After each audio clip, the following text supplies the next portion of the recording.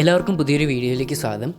2025 SSLC പരീക്ഷയുടെ result കാത്തിരിക്കുന്ന കുട്ടികൾക്ക് വേണ്ടിയിട്ടുള്ള ഒരു വീഡിയോ ആണ് ഇന്നത്തേത്. ഈ വീഡിയോയിലൂടെ നമ്മൾ ചർച്ച ചെയ്യുന്നത് കുട്ടികൾ അഭിമുഖീകരിക്കുന്ന ഏറ്റവും പ്രധാനപ്പെട്ട പ്രശ്നമാണ്. അതായത് ഒരുപാട് കുട്ടികൾ കമൻറ്റിലൂടെയും മറ്റും ചോദിച്ചിട്ടുള്ള കാര്യമാണ്, പ്രതീക്ഷിച്ച മാർക്ക് കിട്ടുമോ എന്നാലോചിച്ചപ്പോഴേ ഭയമാണ്. സോ അത്തരത്തിലുള്ള ആശങ്കകൾക്കുള്ള മറുപടിയാണ് ഇന്നത്തെ വീഡിയോ. കൂടാതെ നിങ്ങൾക്ക് എങ്ങാനും പരീക്ഷയിൽ റിസൾട്ട് വരുമ്പോൾ മാർക്ക് കുറഞ്ഞു പോയാൽ നിങ്ങൾക്ക് മാർക്ക് കൂടാൻ വേണ്ടി ചെയ്യാൻ പറ്റുന്നൊരു കാര്യം കൂടി വീഡിയോയിലൂടെ പറഞ്ഞുതരാം.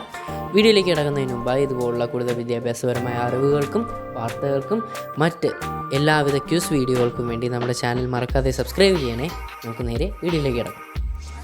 ഏറ്റവും കൂടുതൽ കുട്ടികൾ കഴിഞ്ഞ കുറച്ച് കാലങ്ങളായി കമൻറ്റ് ബോക്സിലൂടെ മറ്റും ചോദിക്കുന്ന കാര്യമാണ്, ഞങ്ങൾക്ക് ഭയമാകുന്നു, എനിക്ക് ഭയമാണ്.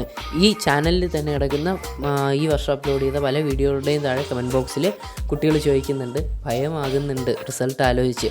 പിന്നെ നേരിട്ട് കാണുമ്പോഴാണെങ്കിൽ പറയാതിരിക്കുന്നതാണ് നല്ലത്. ഞാനിവിടെ നിന്ന് പുറത്തിറങ്ങിയാൽ അപ്പോഴേ പറയുകയാണ് റിസൾട്ട് എന്താവോ എന്തോ എന്ന് പറഞ്ഞിട്ട് പിള്ളേർ വന്നിട്ട് പൊതിയാണ് ഇതും പറഞ്ഞിട്ട്. എല്ലാവർക്കും ആശങ്കയാണ് SSLC പരീക്ഷയുടെ റിസൾട്ട് എന്താകും, പ്രതീക്ഷിച്ച മാർക്ക് കിട്ടുമോ ഇല്ലയോ എന്ന്. ആദ്യം തന്നെ മനസ്സിലാക്കേണ്ട കാര്യം, SSLC പരീക്ഷയൊന്നും അല്ല ഒരാളുടെ ജീവിതം നിശ്ചയിക്കുന്നത്. നിങ്ങളുടെ ഒരു ആദ്യമായി നിങ്ങൾ എഴുതുന്ന ഒരു ടെസ്റ്റ് മാത്രമാണ് SSLC പരീക്ഷ. നിങ്ങൾ ആദ്യമായി എഴുതുന്ന ഒരു പബ്ലിക് എക്സാം, അതിന് മാർക്ക് കിട്ടാൻ വേണ്ടി നമ്മൾ പരമാവധി നമ്മളെല്ലാവരും പരിശ്രമിച്ചിട്ടുണ്ട്. ഇനി എങ്ങാനും മാർക്ക് കിട്ടിയില്ലെങ്കിൽ അത് ജീവിതത്തിൽ ഒരു അവസാന ഘട്ടമായിട്ടൊന്നും എടുക്കേണ്ടതിൻ്റെ ആവശ്യമൊന്നുമില്ല. നമുക്ക് ഈ വർഷം മാർക്ക് കുറഞ്ഞാൽ നമ്മൾ അടുത്ത വർഷം അതിനേക്കാൾ കൂടുതൽ പിടിക്കും. +1ഉം +2ഉം ഡിഗ്രി അങ്ങനെ നിങ്ങൾ ഒരുപാട് മുന്നോട്ട് പോവേണ്ട കുട്ടികളാണ് പരീക്ഷ എഴുതിയിട്ട് നിൽക്കുന്നവർ. അതുകൊണ്ട് തന്നെ ഈ SSLC പരീക്ഷയുടെ റിസൾട്ട് ആലോചിച്ച് ഭയപ്പെട്ടിട്ടൊന്നും ഒരു കാര്യവുമില്ല. നിങ്ങൾക്കിപ്പോൾ വെക്കേഷനാണ്, നിങ്ങൾ വെക്കേഷൻ എൻജോയ് ചെയ്യുക. അത് യാത്രകൾ പോവുക, യാത്രകൾ വലിയ യാത്രകളോ അല്ലെങ്കിൽ നിങ്ങളുടെ സാമ്പത്തിക സ്ഥിതിക്ക് ഉതകുന്ന തരത്തിലുള്ള ചെറിയ ചെറിയ യാത്രകൾ പോവുക, നിരവധി പുസ്തകങ്ങൾ വായിക്കുക.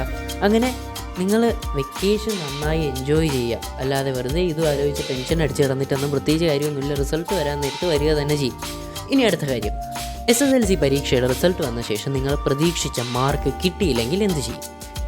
ഏറ്റവും പ്രധാനമായിട്ട് നിങ്ങൾ മനസ്സിലാക്കേണ്ട ഒരു കാര്യം, SSLC പരീക്ഷയുടെ റിസൾട്ട് ഡേറ്റിൻ്റെ അന്ന് വരുന്ന റിസൾട്ട് ഒരിക്കലും നിങ്ങളുടെ ഫൈനൽ റിസൾട്ടാണെന്ന് നമുക്ക് പറയാൻ പറ്റില്ല.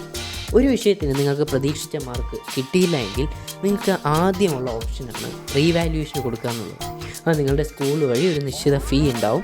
ആ ഫീസ് അടച്ച് നിങ്ങൾക്ക് റീവാല്യുവേഷനായിട്ട് കൊടുക്കാൻ പറ്റും. മിക്ക കുട്ടികളും, ഒരുപാട് കുട്ടികൾക്ക് കാണാറുണ്ട്, ഇപ്പോൾ 9 A+ കിട്ടി, 1 A+ കിട്ടത്തില്ല, ഒരു A ആയി പോവും. ഇങ്ങനെയുള്ള ഒരുപാട് കുട്ടികൾ റീവാല്യുവേഷൻ കൊടുത്ത് ഫുൾ A+ ആയി മാറാറുണ്ട്. അല്ലാതെയും പല കുട്ടികൾക്കും മാർക്ക് കുറഞ്ഞ് റീവാല്യുവേഷൻ കൊടുക്കുമ്പോൾ മാർക്ക് കൂടാറുണ്ട്. ഇത് പ്രധാനമായിട്ടും നടക്കാറുള്ളത് ഇംഗ്ലീഷും മലയാളവും ഹിന്ദി, ഈ ലാംഗ്വേജ് സബ്ജക്റ്റുകളിലാണ്. കഴിഞ്ഞ വീഡിയോയിൽ പറയുമല്ലോ, ഇതെല്ലാം സബ്ജക്റ്റീവ് ആയിട്ടുള്ള എക്സാംസ് ആണ്. ഇത്തരം വിഷയങ്ങൾക്ക് മാർക്ക് കുറഞ്ഞ റീവാല്യുവേഷൻ കൊടുത്താൽ അത് മാർക്ക് കൂടാനുള്ള സാധ്യത വളരെ കൂടുതലാണ്. സോ റിസൾട്ടിന് ശേഷം നിങ്ങൾക്ക് മാർക്ക് കുറവാണെങ്കിൽ നിങ്ങൾ ആദ്യം ചെയ്യേണ്ട കാര്യം റീവാല്യുവേഷന് കൊടുക്കുക എന്നുള്ളതാണ്. ഇനി റീവാല്യുവേഷന് കൊടുത്തിട്ടും നിങ്ങൾക്ക് പ്രതീക്ഷിച്ച പോലെ മാർക്ക് കൂട്ടി കിട്ടിയില്ലെങ്കിൽ അതങ്ങ് വിട്ട് കളയുക. അത് റിസൾട്ടിന് ശേഷം പലരും പറയാറുള്ളതാണ്, ഞാൻ റിസൾട്ടിന് മുമ്പേ പറയുകയാണ്, റീവാല്യുവേഷന് കൊടുത്തിട്ടും പ്രതീക്ഷിച്ച പോലെ മാർക്ക് കിട്ടിയില്ലെങ്കിൽ അതങ്ങ് വിട്ട് കളയുക. നമ്മൾ +1 പഠിക്കും, അല്ലെങ്കിൽ +2 പഠിക്കും, അല്ലെങ്കിൽ നിങ്ങൾ ഇനി മുമ്പോട്ട് പഠിക്കാൻ പോകുന്ന കോഴ്സുകളിൽ നമ്മൾ തകർക്കും. അങ്ങനെയുള്ള മോട്ടിവേഷനോട് കൂടി മുൻപോട്ടേക്ക് പോവുക. അപ്പോൾ ഇത്രയും കാര്യങ്ങളാണ് ഇന്ന് പറഞ്ഞത്. പ്രത്യേകിച്ചൊന്നുമില്ല. നിങ്ങൾ ടെൻഷൻ അടിക്കരുത്, ഭയപ്പെടരുത്. നിങ്ങളുടെ ഇപ്പോഴത്തെ വെക്കേഷനാണ്. ഇനി ഇതുപോലുള്ള വെക്കേഷൻ നിങ്ങൾക്ക് എത്ര കാലം കിട്ടുക? നിങ്ങളുടെ സ്കൂൾ ജീവിതം അവസാനിക്കാറായി, 2 വർഷം കൂടെ ഉള്ളൂ. ഹയർ സെക്കൻഡറിയാണ് പോകുന്നതെങ്കിൽ, പിന്നെ കോളേജിലേക്കൊക്കെ ആയി. അതുകൊണ്ട് ഇതുപോലെ വെക്കേഷനൊക്കെ ഇനി അധികമൊന്നും കിട്ടത്തില്ല. ആ വെക്കേഷൻ നന്നായി ആസ്വദിക്കുക. ഇനി എങ്ങാനും റിസൾട്ടിന് ശേഷം മാർക്ക് കുറവാണെങ്കിൽ ഇപ്പോൾ ഈ വീഡിയോ പറഞ്ഞതുപോലെ റീവാല്യുവേഷന് കൊടുത്ത് കൂട്ടാൻ നോക്കുക. അല്ലാതെ വെറുതെ ആവശ്യമില്ലാത്ത കാര്യങ്ങളൊന്നും ചിന്തിച്ച് ഭയപ്പെട്ട് ടെൻഷൻ അടിച്ച് നല്ല സമയങ്ങൾ കളഞ്ഞു കുളിക്കാതിരിക്കുക.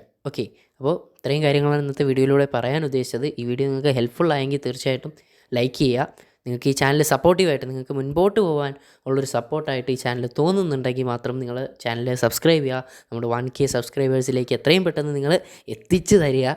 അപ്പോൾ നമുക്ക് ഇതുപോലെ മറ്റൊരു ഇൻഫോർമേറ്റീവ് വീഡിയോ ആയിട്ട് അടുത്ത ദിവസം കാണാം. അതുവരേക്കും ഗുഡ് ബൈ.